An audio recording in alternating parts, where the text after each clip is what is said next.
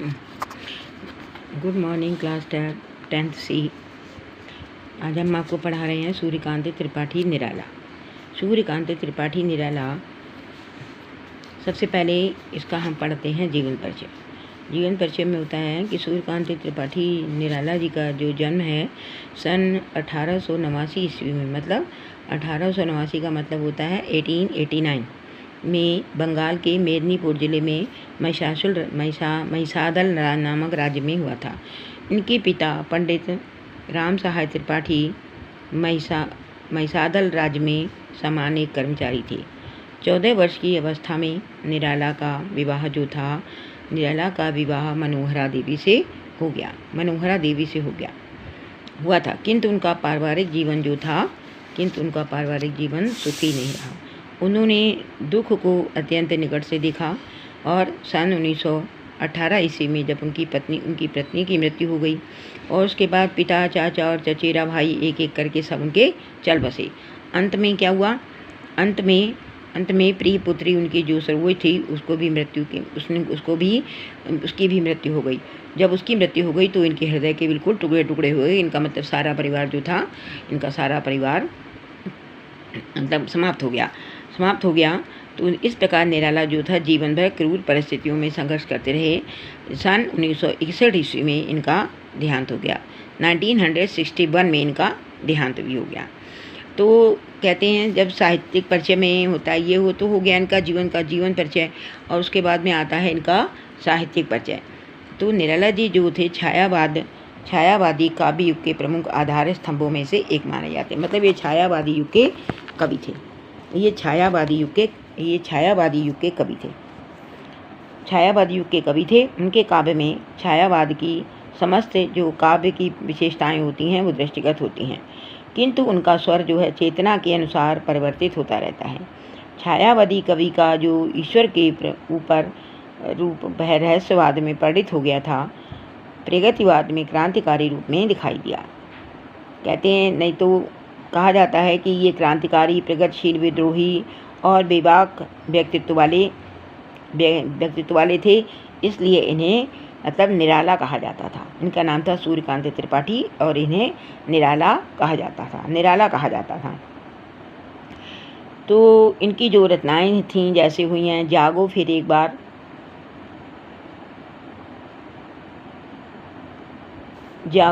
एक बार, महाराज शिवाजी का पत्र, झिंगुर झटकर बोला, महंगू महंगा रहा आदि इनकी ये जो मतलब कविताएं थी, रचनाएं जो इन्होंने लिखी कविताओं में शोषकों के विरुद्ध शोषितों के संघर्ष का ये आह्वान करते हैं। विधवा, भिक्षुक और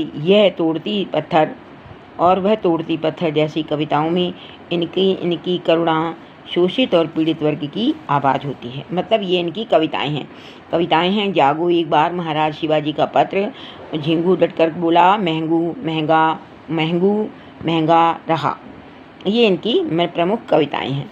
और मेन इनकी जो रचनाओं में आती है अनामिका, परिमल, गीतिका, लक्ष्मीदास, कुकुरमुत्ता, अड़िमा, नए पत्ते, अर्चना, आराधना तथा गीतगंज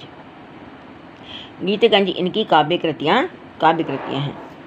और निराला जी का जो संपूर्ण साहित्य जो है निराला रचनावली के नाम से प्रसिद्ध माना जाता है। निराला रचनावली मतलब निराला जी ने जो रचनाएं की हैं उनका जो साहित्य है वो निराला रचनावली के नाम से जाना जाता है। तो इनकी जो भाषा कौन सी है? खड़ी बोली हिंदी भाषा है। इनकी भाषा खड़ी बोली हिंदी भाषा है। और जो इन्होंने ये जो कविता लिखी है उत्साह अट नहीं रही है, तो इसमें उत्साह कवि ने बादलों को गरज के बरसने और संसार को नया जीवन देने की प्रेरणा दी है। और उन्होंने संसार को नया जीवन देने की प्रेरणा दी है। बादल निराला जी का प्रिय विषय है। कविता में बादल एक तरफ पीड़ित प्यासे जिनकी आकांक्षा पूर्ति करता है। एक तरफ तो बादल जो होता है प्यासे जो पीड़ित जन की आकांक्षाओं को पूरा करता है, तो दूसरी ओर क्या करता है? दूसरा ओर विप्लव, विध्वंस और क्रांति को भी जन्म देता है। कविता में जीवन के पक्ष, विध्वंस का और निर्माण का, दोनों का ही वर्णन यहाँ पर किया गया है। तो ये हो गया बादल। अट नहीं रही है कविता में फागुन के सौंदर्य का वर्णन किया गया है। मतलब फागुन के सौंदर्य का वर्णन है। मन प्रसन्न होने पर हर तरफ फागुन का सौंदर्य और उल्लास ही दिखाई देता है। फागुन की शोभा अंतहीन है, इसका कोई ओर छोर नहीं है। उत्साह अट नहीं रही है। उत्साह है मतलब पहले है बादल। उत्साह में कवि ने बादलों के गिरद गिरद के बसने के लिए और संसार को नया जीवन देने की इन्होंने प्रेरणा दी है। बादल जो है निराला जी का प्रिय विषय है। कविता में बादल जो है एक तरफ पीड़ित और प्यासे जन की आकांक्षा पूरी कर देता है और दूसरी ओर विध्वंस और क्रांति को भी जन्म देता है।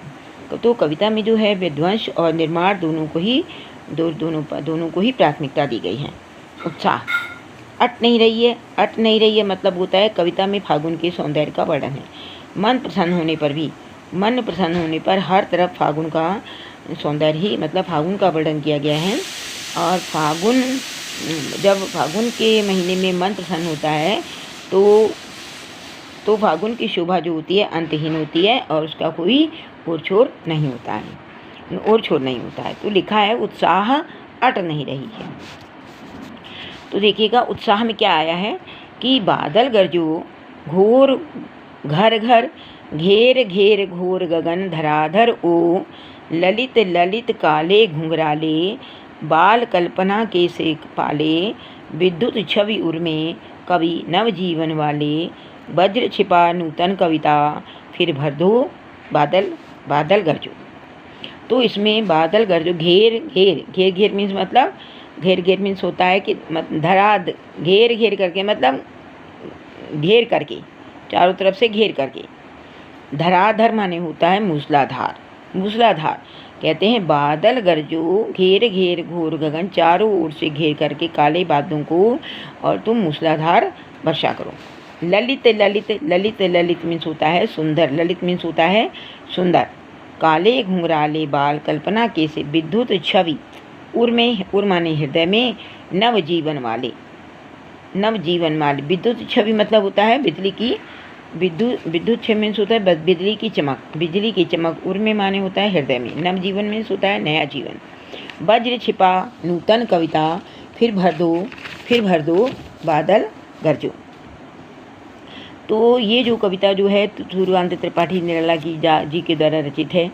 इस कविता ने उन्होंने बादलों से मूसलाधार बरसाते हुए पानी को बरसाते हुए संसार को नया जीवन देने की प्रेरणा दी है। मतलब बादल बरसो मतलब काले मूसलाधार बरसते हुए काले बादलों से कहा है कि मूसलाधार पानी बरसते हुए संसार को उन्होंने नया जीवन देने की इन्होंने प्रेरणा दी है। तो कवि कहता है कि काले काले बादलों। कवि कहता है हे काले काले बादलों आकाश को चारों ओर से घेर करके कहता है घेर कर मतलब चारों ओर से घेर करके गर्जना के साथ घनघोर वर्षा करो। आकाश में उमड़ घुमड़ रहे बादलों का ये सुंदर स्वरूप है। ये काले काले बादल घुंघराले और मन की कल्पनाओं से पाले हुए बालों के समान प्रतीत हो रहे हैं। क्या आकाश का मतलब आकाश के जो बादल हैं घुमड़ करके बादलों का ये सुंदर स्वरूप है। और सुंदर ये काले घुंघराले बादल जो हैं कल्पना के समान मतलब कल्पनाओं से पाले गए बालों के समान प्रतीत हो रहे हैं। इन्होंने अपने हृदय में बिजली की चमक छिपा रखी है। मतलब विद्युत छवि इन्होंने अपने हृदय में बिजली की चमक छिपा रखी है। कवि कहता है कि बादल अपने जल रूपी जीवन को कवि कहता है कि हे बादल जो होते हैं अपने जल रूपी जीवन में इस धरा को नया जीवन प्रदान करने वाले हैं। विद्युत छवि उर्मे कवि नव जीवन पाले वज्र छिपा नूतन कविता फिर भर दो बादल गरजो। कवि के अनुसार ये बादल अपने जल रूपी जीवन से बादल जो हैं अपने जल रूपी जीवन से इस धरा को नया जीवन प्रदान करने वाले हैं और तुम्हारे हृदय में वज्रपात करने की क्षमता है। तो कवि कहता है कि हे बादलों तुम अपनी वज्रपात की शक्ति को छिपाए रख करके तुम अपनी वज्रपात की शक्ति को छिपाए रख करके इस संसार में नई कविता और हरियाली का संचार कर दो। हे बादलों, तुम गरज गरज करके निरंतर वर्षा करो। फिर भर दो बादल गरजो, तुम निरंतर गरज कर करके बादलों की वर्षा करो। विकल विकल उन्मन थे उन्मन, विश्व के निधाग के सकल जन, आए अज्ञात दिशा से अनंत के घन, तप्त धरा जल से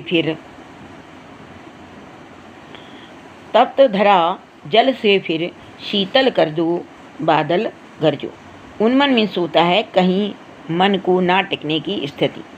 जब है कहीं भी टिकता नहीं है उसे कहते हैं कहीं मन के ना टिकने की स्थिति को कहते हैं उन्मन कहते हैं। ठीक है, अनमना जो होता है। उर मीन्स होता है हृदय, हृदय मतलब अंदर। ठीक है ना। तो निदाख के कवि मीन्स होता है कवि किसको कहते हैं? कवि जो श्रेष्ठा रचता है। विकल मीन्स होता है व्याकुल। और निधाग, विश्व के निधाग के सकल जन, निधाग मीन्स होता है गर्मी का ताप। निधाग मीन्स क्या होता है? गर्मी का जो ताप होता है उसे कहते हैं निधाग। और सकल माने होता है सब, और अनंत मीन्स होता है आकाश। तो कहते हैं सारी धरती के लोग गर्मी के ताप के कारण अनमने से हो रहे थे। अनमने से मतलब उन्मन मतलब बिना मन के मतलब होता है अनमने से हो रहे थे। इसी समय अनंत मतलब ईश्वर, आकाश के ये घन किसी अनजानी दिशा में आकर छा गए। हे बादलों, कहते हैं तुम बरस करके इस ग्रीष्म ताप से तप्त धरा को शीतलता प्रदान कर दो। हे बादलों, तुम बरस करके इस ग्रीष्म ताप से तप्त हुई धरा को शीतलता प्रदान कर दो। हे बादलों, गरज करके बरसो। तो इसमें सौंदर्य बोध जो आता है उसमें सौंदर्य बोध में भाव सौंदर्य भी लिखते हैं और शिल्प सौंदर्य भी लिखते हैं। तो भाव सौंदर्य में आता है कवि ने जो बादलों को कल्पनाओं के पाले मतलब जो उन्होंने कल्पनाओं में पाला हुआ है काले और घुंघराले बालों जैसा बताया है। बादल जब काले काले छा जाते हैं तो कवि ने उन बादलों को काले काले और घुंघराले बालों जैसा बताया है। बादल जीवन को हरा भरा कर देते हैं। बादल जीवन को हरा भरा करता है। यह कविता का सृजन करने की प्रेरणा देता है और प्रकृति के पालक और सहायक दोनों रूपों का इसमें वर्णन किया गया है। प्रकृति के पालक और संहारक दोनों रूपों का इसमें वर्णन किया गया है। ठीक है, ये आता है इसका भाव सौंदर्य। अब देखिए आता है शिल्प सौंदर्य। शिल्प सौंदर्य में लिखा है भाषा सहज है और सरल है, तत्सम शब्दों का प्रयोग किया गया है। घेर और ललित विकल में कौन सा अलंकार है? पुनरक्ति प्रकाश अलंकार है। मतलब पुनरक्ति मतलब बार बार आना। ललित विकल में पुनरक्ति प्रकाश अलंकार है। अच्छा, बाल कल्पना के से पाले में उपमा अलंकार इन्होंने दिया गया है और बादलों का कर दिया गया है मानवीकरण। बादलों का मानवीकरण यहाँ पर कर दिया गया है। बादलों का मानवीकरण किया गया है। ठीक है, अब इसके बाद में जो इसका भाव सामने भी आता है तो कहते हैं ताक रहे हैं सब तेरी राह, संपूर खोले सीप खड़ी है, पपीहा खींच खोल सबको तेरी चाह। पपीहा कहते हैं चोंच खोल सबको तेरी चाह। ताक रहे हैं सब तेरी राह, संपूर खोले सीप खड़ी है, पपीहा चोंच खोल सबको तेरी राह। तो ये हो गया, कहते हैं उत्साह अट नहीं रही है। तो पहला हो गया ये उत्साह, और दूसरा में आता है अट नहीं रही है। तो इसमें फागुन का जो सौंदर्य दिखाया गया है, देखिए अट नहीं रही है, आभा फागुन की तन सट नहीं रही है, कहीं सांस लेते हो घर घर भर देते हो, उड़ने को नभ में तुम पर कर देते हो। आँख हटाता हूँ तो हट नहीं रही है, पत्तों से लदी डाल कहीं हरी कहीं लाल, कहीं पड़ी है उर्मे मंद गंध पुष्प लाल, पाठ शोभा श्री पट नहीं रही है, पट नहीं रही है। तो कहते हैं अट नहीं रही है, अट नहीं रही है। तो जो प्रस्तुत जो कविता दी गई है अट नहीं रही है, मिस्टर सूर्यकांत त्रिपाठी जी, ये निराला जी के द्वारा ही रचित है। इसमें उसने बसंत ऋतु के वैभव का वर्णन किया है। बसंत ऋतु के वैभव, बसंत ऋतु का जो बसंत ऋतु आती है तो चारों तरफ हरा भरा हो जाता है, सब पत्तियाँ नई कपोली निकल आती हैं, तो मतलब चारों तरफ सुंदर ही सुंदर दिखाई देता है, उसका वर्णन यहाँ पर किया गया है। वह अपने अत्यंत प्रिय को संबोधित करते हुए कहता है कि वह सब तुम्हारी शोभा का प्रकाश है, जो कहीं भी समा नहीं पा रहा है, जो कहीं भी समा ही नहीं पा रहा है। तो कहते हैं अट नहीं रही है, आभा फागुन की तन सट नहीं रही है। तो इस फागुन की सुंदरता और चमक कहते हैं कहीं भी समा नहीं रही है। आभा में चमक, फागुन की जो चमक है, तन सट नहीं रही है, कहीं भी जो है कहीं भी समा नहीं रही है। प्रकृति का तन इस फागुनी सौंदर्य से, फागुनी का सौंदर्य जो है फागुन का जो तन है, इस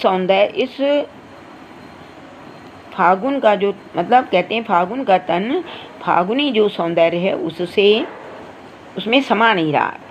हे प्रिय, तुम पता नहीं कहाँ पर सांस लेते हो। लिखा है कहीं सांस लेते हो, तुम पता नहीं कहाँ पर सांस लेते हो, घर घर भर देते हो, और अपनी इन सांसों की सुगंध से सारे घर को भर देते हो। अर्थात मतलब सभी जगह पर तुम्हारी सुगंध जो है व्याप्त है। वे उड़ने को नभ में तुम पर कर देते हो। वे तुम ही हो जो मन की ऊंची कल्पनाओं के आकाश में उड़ने के लिए पंख प्रदान करते हो। कहते हैं वो तुम ही हो जो आकाश में मन की कल्पनाओं को उड़ने के लिए तुम आकाश प्रदान कर देते हो। आंखें हटाता हूँ तो हट नहीं रही है। कहते हैं मतलब आप पंख प्रदान कर देते हैं तो दिशाएं तुम्हारे सौंदर्य की आभा से, और चारों तरफ दिशाएं जो हैं तुम्हारे सौंदर्य की आभा से चमक रही हैं। तो चाहने पर भी मैं अपने इस सौंदर्य से आंखें जो हैं हट नहीं रही हैं। चाहने पर भी सौंदर्य से आँख नहीं हट रही है। मन इस नैसर्गिक सौंदर्य में बंद करके रह गया है। जो मन जो है, आँख हटाता हूँ तो हट नहीं रही है, आँखें हटाने की प्रयत्न करता हूँ तो आँखें वहाँ से नहीं हट रही है। और मन जो है इस जो प्राकृतिक जो सौंदर्य है, प्राकृतिक सौंदर्य की शोभा को में बंद करके उसी में रह गया है। पत्तों से लदी डाल कहीं हरी कहीं लाल, चारों ओर बसंत ऋतु के आने पर जो डालियाँ जो हैं कहीं पर हरी हो गई हैं और कहीं लाल हो गई हैं। चारों तरफ फूलों से वो लद गई हैं। कहीं पड़ी है उनमें मंद गंध पुष्पमाल, कहते हैं लद गए हैं, और पेड़ जो हैं कहीं कहीं हरे हो गए हैं, कहीं फूलों के कारण वो लाल लाल से दिखाई दे रही हैं, और कहीं पर मंद सुगंध फूलों पुष्पों की मालाएं पड़ गई हैं। कहीं पड़ी हैं उर्मे में उर माने होता है हृदय, मंद गंध पुष्पलाल, और कहीं कहीं किसी के गले में मतलब सुंदर पुष्पों वाली मालाएं जो हैं उनके गले में पहन गई हैं। पाद पाट शोभा श्री पट नहीं रही है। कहते हैं तुम तो प्रकृति के इस वैभव और शोभा को कूट कूट करके भर रहे हो। पाट शोभा श्री मतलब तुम इस प्रकृति के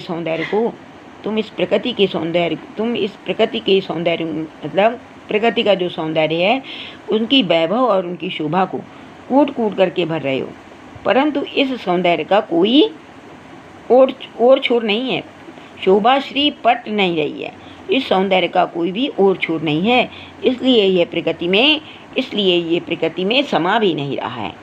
लिखा है कहीं पड़ी है उर में मंद गंध पुष्पमाल, कहीं पड़ी है उर में, और कहीं पर क्या हो रहा है, कहीं पर ये मंद सुगंध पुष्पों वाली जो मालाएं जो हैं कंठों में मालाएं पड़ गई हैं, मतलब गर्दन में पड़ गई हैं। हे प्रिय, तुम तो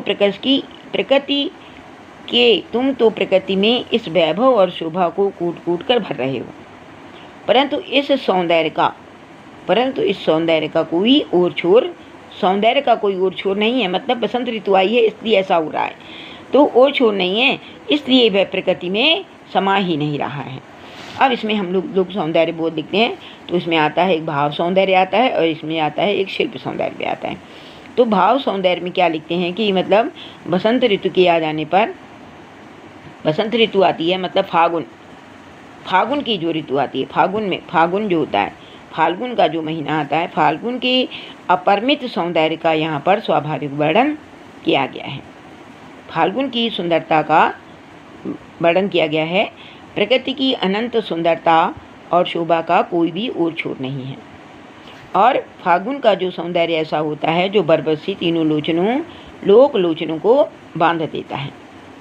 मतलब फागुन का जो सौंदर्य होता है, ना कि बसंत ऋतु का। बसंत ऋतु में भी होता है कि मतलब सब पेड़ हरे भरे हो जाते हैं, सब कुछ हो जाता है। तो फागुन के यहाँ पर बताया गया है फाल्गुन का सौंदर्य। तो कहते हैं कि मतलब फाल्गुन के अपरिमित सौंदर्य का यहाँ पर स्वाभाविक वर्णन किया गया है। प्रकृति की अनंत सुंदरता और शोभा का कहीं भी ओर छोर नहीं है। और फाल्गुन का सौंदर्य ऐसा है जो बरबसी लोचनों को मतलब अपनी जो बरबसी मतलब आँखों को देखने के लिए, उन चीज़ों को देखने के लिए विवश कर देता है, उनको देखने के लिए वो विवश कर देता है। अच्छा, शिल्प सुंदर में क्या लिखते हैं, मतलब सरल और सहज भाषा का प्रयोग किया गया है। कहते हैं अट नहीं रही है, सट नहीं रही है, पट नहीं रही है और पाठ, ये सब क्या है, ये सब है देशज शब्दों का यहाँ पर प्रयोग किया गया है। देशज शब्दों का प्रयोग किया गया है। माधुर्य गुण है और इनकी पदावली जो है कोमल और कांत पदावली है। पर कर देते हो, पर कर देते हो में यमक अलंकार है। देखिए पर कर देते हो, पर कर देते हो में से होता है यमक अलंकार। पर कर देते हो में यमक अलंकार है। घर पाठ में पुनरुक्ति प्रकाश अलंकार है। घर पाठ और घर में पुनरुक्ति प्रकाश अलंकार है।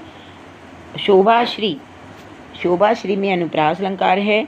रूपक एवं उपमा अलंकार का भी यहाँ पर प्रयोग किया दिया गया है। कहीं सांस लेते हो, घर भर देते हो, घर 2 बार आया है तो यहाँ पर आता है अनुप्रास अलंकार।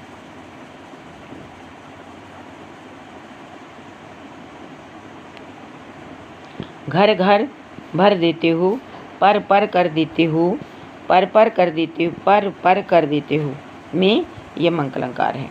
मतलब उड़ने को नभ में तुम पर कर देते हो, उड़ने को नभ में पर कर देते हो।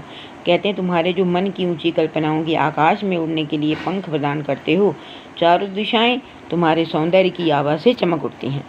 तो पर कर देते हो यहाँ पर आएगा यमक अलंकार, ठीक है ना। और ये जो लिखा है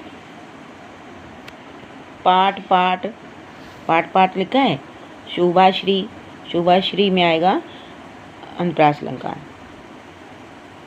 मंद गंध पुष्प माल, घर पाठ में पुनरुक्ति प्रकाश अलंकार है, ठीक है। शोभाश्री में अनुप्रास अलंकार है, ठीक। तो अब देखिएगा इसमें आता है जैसे उत्साह में कवि जो होता है बादल की फुहारें रिमझिम और बरसने के स्थान पर गरजने के लिए कहता है। क्यों बादल गरजो, गरजने के लिए क्यों कहता है? क्योंकि बादल अपने जल से इस जगती को प्रसन्न करता है। बादल जो होता है अपने जल से इस संसार को प्रसन्न करता है, उसे हरा भरा बनाता है। परंतु वही बादल विध्वंस में मचा देता है। कभी बादलों को गरजने के लिए इसलिए कहता है ताकि बादलों की गर्जना सुनकर के सोए पड़े लोगों के कान खुल जाएं। मतलब जो सो गए हैं, मतलब बादलों की गर्जना सुनकर के सोए पड़े हुए बादलों के कान खुल जाएं और उनमें भी क्रांति का संचार हो सके। क्योंकि क्रांति ही जो होती है नवयुग की निर्मात्री होती है। कहते हैं कवि बादल से गर्जन करने को क्यों कहता है? तो कहते हैं कवि जो होता है कवि अपने जल से इस जगती को प्रसन्न करता है, उसे हरा भरा बनाता है। परंतु वही बादल हरा भरा भी बनाता है, परंतु वही बादल होता है चारों ओर विध्वंस में मचा देता है। तो बादल, कवि जो है बादल को गरजने के लिए इसलिए कहता है क्योंकि जो सोए हुए व्यक्ति हैं उनमें भी, जो सोए हुए व्यक्ति हैं उनके भी कान खुल जाएं और उनमें भी क्रांति का संचार हो सके। क्योंकि क्रांति जो होती है, क्योंकि क्रांति ही नवयुग की निर्मात्री होती है, क्योंकि क्रांति ही नवयुग की निर्मात्री होती है, नवयुग की निर्माता वही होती है। लिखा है कविता का शीर्षक उत्साह क्यों रखा गया? उत्साह आगे लिख दिया गया, अट नहीं रही है। तो बाद उत्साह क्यों रखा गया? बादल जब अपने जल से इस जगती को नया जीवन प्रदान करते हैं तो संपूर्ण प्रकृति और जब नव चेतन उल्लास से भर जाता है। जब मतलब ईश्वर, जब बादल जो होता है संसार को जल प्रदान करता है, अपने जल प्रदान करता है और जल से उनको नया जीवन मिलता है। परंतु संपूर्ण प्रकृति और चेतन जो होता है, संपूर्ण प्रकृति उल्लास से भर जाता है, तब जीव जो होता है गर्मी के ताप से छुटकारा पा जाते हैं, वनस्पतियाँ हरी भरी हो जाती हैं और सभी के हृदय में उत्साह हिलोरे लेने लग जाता है। इसलिए इस कविता का शीर्षक जो है रखा गया उत्साह शीर्षक जो है यहाँ पर उपयुक्त है। क्या मतलब क्यों रखा गया? क्योंकि बादल जो है नभ से जल प्रदान करता है और जल से व्यक्ति को नया जीवन प्राप्त होता है। उससे संपूर्ण जीवन और चेतन जो व्यक्ति होते हैं उल्लास से भर जाते हैं और उन्हें गर्मी के ताप से छुटकारा प्राप्त हो जाता है। सारे चारों तरफ हरा भरा हो जाता है और सभी के हृदय में उत्साह आ जाता है। तो इसीलिए इसको मतलब इसका शीर्षक रखा गया उत्साह। इसका शीर्षक उन्होंने रखा है उत्साह रखा है। ठीक है। लिखा है कविता में बादल किन किन अर्थों की ओर संकेत करता है? कविता में जो बादल होता है अपने जल से नया जीवन देता है तथा नए अंकुर और नई कल्पनाओं के लिए विध्वंस, विप्लव और क्रांति जीवन को संभव करने वाला भी है। बादल में ललित कल्पना और क्रांति दोनों हैं। तो किन किन अर्थों की ओर संकेत देता है? पहला है वो नया जीवन प्रदान करता है। दूसरा क्या होता है? नए अंकुर और नई कल्पनाओं के लिए, नई कल्पनाएं और नए अंकुरों के लिए वो विध्वंस भी होता है, विप्लव भी होता है और क्रांति चेतना को संभव करने वाला भी होता है। बादल में जो है ललित भावना और क्रांति जो है दोनों ही पाई जाती हैं। बादलों में ललित भावना और क्रांति दोनों ही पाई जाती हैं। अब देखिएगा, कहते हैं शब्दों का ऐसा प्रयोग जिसमें कविता में कोई खास मतलब दृश्य में प्रभाव पड़ा है, वह सौंदर्य नाद सौंदर्य कहलाता है। उत्साह कविता में ऐसे कौन से शब्द हैं जिनमें नाद सौंदर्य मौजूद है? जैसे लिखा है नाद मतलब घेर घेर घोर गगन मूसलाधार ओ, मतलब घेर घेर करके, चारों तरफ घेर करके, मूसलाधार धराधर ओ, घेर घेर घेर गगन धराधर ओ, वज्र छिपा नूतन कविता फिर भर दो बादल गरजो, वज्र छिपा नूतन कविता फिर भर दो बादल गरजो। तो इसमें जो है मतलब धन्यात्मक प्रभाव जो है दिखाया गया है। धन्यात्मक मतलब ध्वनि वाला जो प्रभाव होता है वो इसमें दिखा दिया गया है। अब जैसे आता है, जैसे बादल जो होते हैं घुमड़ घुमड़ करके बारिश करते हैं, वैसे ही कवि के इस अंतर मन में भी भावों के बादल जो होते हैं घुमड़ घुमड़ करके कविता के रूप में व्यक्त होते हैं। ऐसे ही कभी किसी प्राकृतिक सौंदर्य को देख करके अपने उमड़ते भावों को आप कविता में लिख दीजिएगा। मतलब आप अपनी कविता में लिखिए। आपने कभी देखा हो जैसे बादल घुमड़ घुमड़ करके वर्षा करते हैं, वैसे ही आपके मन में भी कुछ कल्पनाएं आई हों, उनको आप बदला कविता में यदि आपको आती हों तो आप लिख दीजिएगा। ठीक है बेटा, ओके बाय।